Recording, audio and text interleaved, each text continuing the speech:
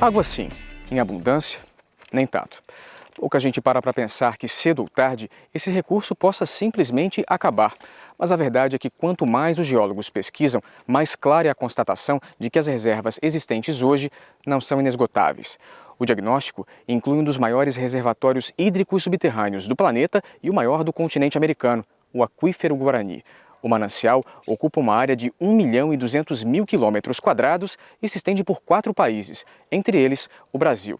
O mosaico de hoje mostra que a exploração direta destas águas já é responsável pelo abastecimento de várias cidades e revela os prós e contras da perfuração de poços para a utilização deste recurso natural.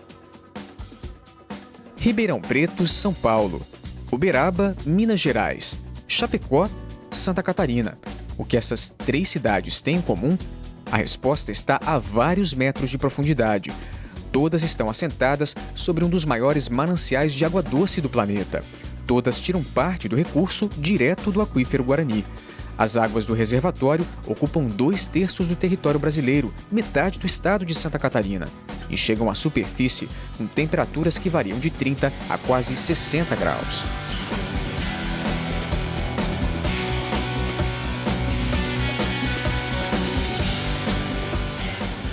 São elas que todos os anos atraem milhares de pessoas aos parques de águas termais do oeste do estado. Este em Ilha Redonda, a 15 quilômetros do centro de Palmitos, é a sensação de turistas e também de moradores que buscam nas piscinas os benefícios dos chamados banhos terapêuticos. A água aqui tem propriedades medicinais e a terceira idade é a que mais se beneficia dessas propriedades aí. Ela tem propriedades alcalina, bicarbonatada, radioativa e resolve bastante problemas desse pessoal da terceira idade que procuram na baixa temporada. Poços como o que abastece o parque são perfurados no estado desde meados da década de 70, mas as primeiras tentativas de explorar o Aquífero Guarani a grandes profundidades só aconteceram 10 anos mais tarde, em São Miguel do Oeste. Hoje, a cidade tem um poço de 1.270 metros de profundidade, capaz de oferecer um incremento de 35% no sistema de abastecimento. É a salvação do município em épocas de estiagem prolongada. Hoje nós temos aí uma população em torno de 35, 38 mil habitantes aqui no município e não tenha dúvida de que esse poço vem nos auxiliar bastante. Mas aqui é bom que a gente faça uma referência e nós temos cobrado como chefe da agência a municipalidade no sentido de também se preocupar, porque não é só a Casan que perfura poços. Nós temos aí algumas empresas que acabam perfurando poços particulares e acaba não dando certo e esses poços ficam à mercê e ficam aí expostos a qualquer momento estar prejudicando e contaminando o solo. O tratamento dispensado à água em São Miguel é o mesmo que acontece em Chapecó. A diferença está no número de poços e cidades atendidas. Lá, a companhia abastece um total de 98 municípios, onde apenas a Casan opera 124 poços. Desses, 5 foram perfurados diretamente no Aquífero Guarani. A profundidade varia de acordo com as condições geológicas da região e tem influência direta na composição, qualidade e temperatura da água, que pode chegar a 58 graus. Nesses casos, o líquido extraído do aquífero passa por uma estrutura chamada torre de resfriamento, que reduz a temperatura para algo em torno de 30 graus. O próximo passo é o tratamento propriamente dito. Na estação, é feita a adição de cloro para a desinfecção da água e o controle do flúor para a prevenção de cáries. Só então, o líquido vai para o reservatório, de onde é disponibilizado para consumo. Todo o controle, incluindo o microbiológico, que verifica a presença de bactérias e outros organismos, é feito nos laboratórios da companhia, que até o ano passado realizava a análise de 4 em 4 meses. A partir da Portaria 20.914 de 2011, o acompanhamento ficou mais frequente. São 8 coletas no sede de tratamento durante o período do mês. A gente coleta essa amostra da água in natura, que é a água sem o tratamento, para verificar se existe a presença dessas bactérias ou não. E também a gente faz a coleta da água após o tratamento e faz a verificação se existe a presença de coliformes totais e fecais também, para verificar se esse tratamento da desinfecção está sendo eficiente. O cuidado tem motivo: garantir que a água que chega à casa dos moradores esteja em condições ideais para ser consumida. Devido às várias possibilidades de contaminação, o cuidado com a qualidade do produto tem sido cada vez maior. Que o diga seu Adão, que literalmente cercou de cuidados o poço da propriedade onde vive há 30 anos. O aposentado desenvolveu um sistema que faz com que a água que brota da terra seja canalizada para dentro desta estrutura, construída às margens do rio Irani. A própria correnteza ativa o mecanismo que bombeia o líquido direto para as torneiras. A água chega fresca, sem cheiro, sem gosto, sem cor. E seu Adão garante: pode beber sem medo. Cada ano vem o pessoal mesmo fazer a análise da água, né? Eles vêm fazer a análise da água do rio e já aproveita e já faz do poço. Sempre deu 99% de pureza. Vem para o campo, vem para casa. Nós usamos a água para esse tipo de coisa. Para lavar roupa, tudo é da água do poço. E para beber também? Para beber também. Opa, em primeiro lugar. O problema é que a água que abastece a casa de seu Adão não é a mesma que chega a todos os bairros da cidade. As condições variam de acordo com a região e, com elas, o grau de pureza da água. Perfurações inadequadas, falta de manutenção e exposição ao ambiente externo fazem dos poços veias abertas para a contaminação das águas subterrâneas. Mas será que o problema é mesmo tão profundo? Veja depois do intervalo.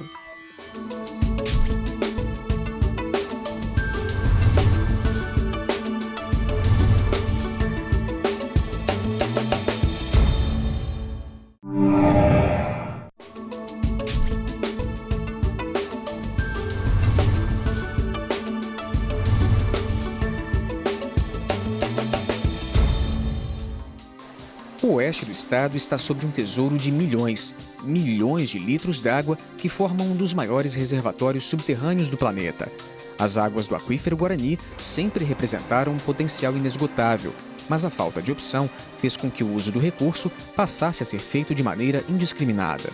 Como nem todas as comunidades são atendidas pela Companhia de Águas, a perfuração de poços virou a saída imediata.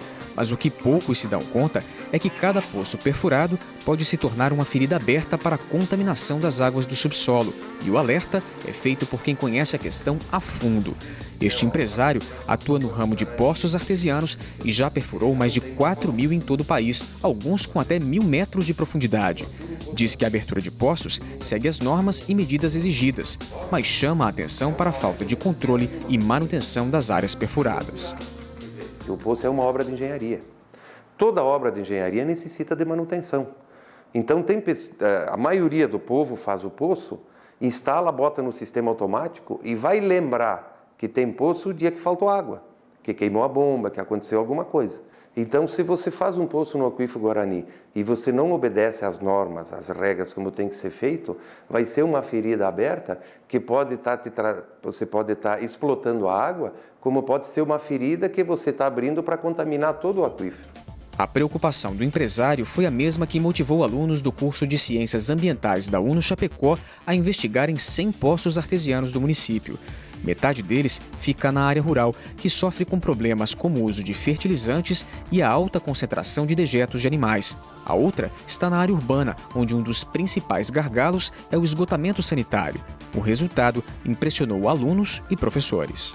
Para a água ser consumida por seres humanos, ela não deve ter mais que 10 miligramas por litro de nitrato, por exemplo.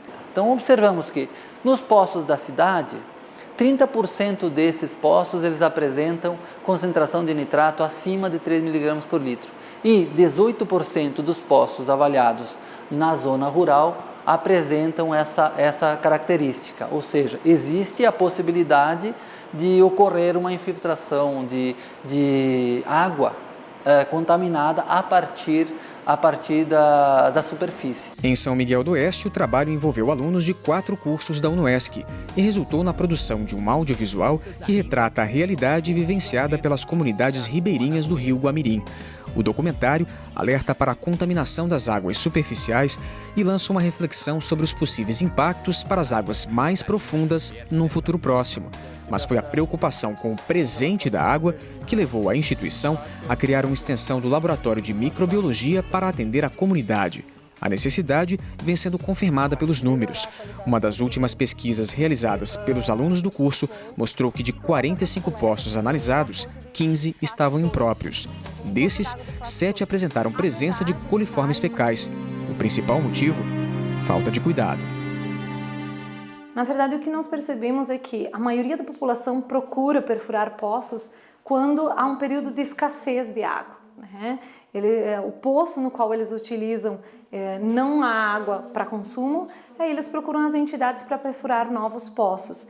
Esses poços atendem à necessidade durante aquele período de tempo necessário e em seguida, quando a quantidade de água é normalizada, a gente observa que muitas vezes os poços eles são descuidados. Isso acaba fazendo que, inclusive, facilitando a penetração de micro-organismos para os lençóis, né? Então, a abertura de novos poços, muitas vezes ela é necessária, mas também ela tem que ser usada de uma forma criteriosa.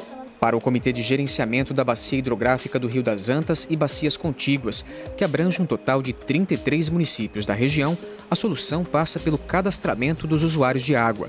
Aberto desde 2006, o levantamento é uma forma de saber de onde vêm os recursos hídricos que abastecem a região e, consequentemente, onde estão os poços já perfurados. Pode considerar, pela quantidade de poços que tem perfurada na região do extremo oeste e também no oeste catarinense, como uma região, como um queijo suíço, né? Vamos colocar assim, porque há um uso que está acontecendo de forma incorreta. Seria muito importante a gente fazer um levantamento de todos os poços que estão perfurando, que foram perfurados, para que a gente tenha um dado cadastral e também uma situação da realidade de cada poço, para que a partir daí a gente possa tomar providências. É justamente uma das bandeiras do Fórum Permanente para a Preservação do Aquífero Guarani, criado na Assembleia Legislativa, que busca ações efetivas para manter este tesouro protegido de ameaças.